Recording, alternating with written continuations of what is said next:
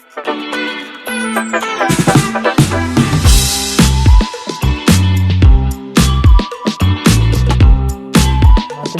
ယောက်က6တန်းနဲ့10တန်းပေါ့နော်အဲ့ဒီခါကျတော့ဒီမှာဒီကပညာရေးစနစ်ကကိုလည်းဒီမှာကြောင်းမတက်ခဲ့ရတော့မသိဘူး advice ကအစကိုယ့်ဘက်ကအရင်ရေးကြည့်တယ်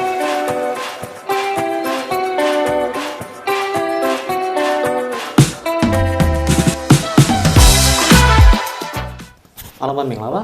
ခုကျွန်တော်မိတ်ဆက်ပေးချင်တာကတော့ Michelle ထွတ်နဲ့ Melissa ထွတ်ညီမလေးနှစ်ယောက်လုံးရဲ့မိခင်ဖြစ်တဲ့မခင်တီတာကိုဖြစ်ပါတယ်အမဒီအမေရိကကိုဘယ်တော့မှဆက်ရောက်ခဲ့တာလဲနောက်ပြီးတော့ဒီကျွန်တော်တို့ ਨੇ စတင်တွေ့ဆုံဖြစ်ခဲ့တဲ့အကြောင်းလေးရောနောက်ဒီကလေးနှစ်ယောက်ကိုအမပြုစုဖြစ်ထားတဲ့အခါမှာဘယ်လိုအခက်အခဲလေးတွေစတင်ကြုံခဲ့ရလဲဆိုတဲ့အကြောင်းလေးတွေကိုတစ်ချက်လောက်ဝေမျှပေးပါဟုတ်ကဲ့ကျွန်မ US ကို2018မှာစရောက်ခဲ့ပါတယ်စရောက်တဲ့အချိန်မှာသမီး2ယောက်က6တန်းနဲ့10တန်းပေါ့လေအဲ့ဒီခါကျတော့ကျွန်မဒီကပညာရေးစနစ်ကကိုလည်းဒီမှာကြောင်းမတက်ခဲ့ရတော့မသိဘူး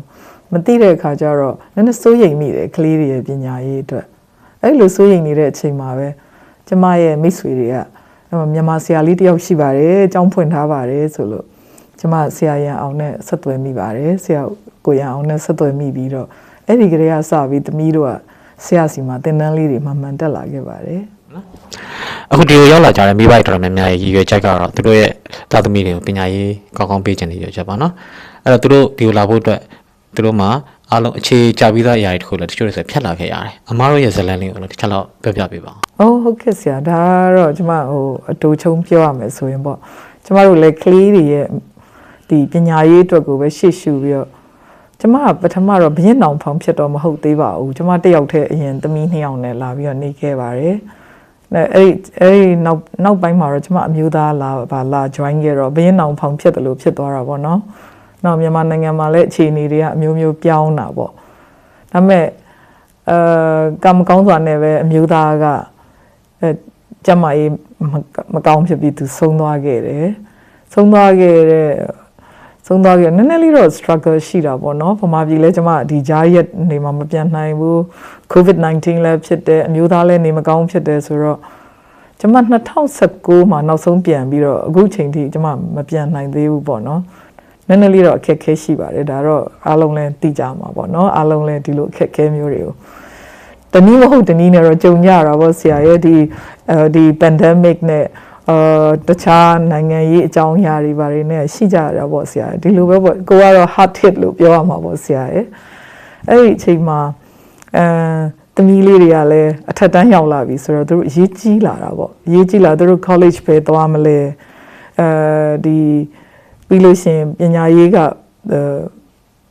ကောင်းကောင်းမွန်မွန်လေးဆက်ပြီးသွားနိုင်ဖို့ကလည်းရေးကြီးလာတယ်အဲ့ဒီရေးကြီးလာတဲ့အချိန်မှာကျမတို့ကတော့ဒါကျောင်းကသင်ပေးတဲ့အပြင်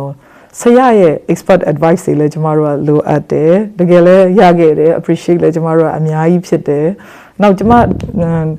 ပုံမှန်လင်းပြောရရင်တော့မြန်မာမိဘတယောက်အနေနဲ့မြန်မာဆရာတယောက်နဲ့မြန်မာလိုအားရပါးဆွေးနွေးပြီးပြောရတယ် feedback တွေကိုမြန်မာလိုရတယ်ဆိုတာ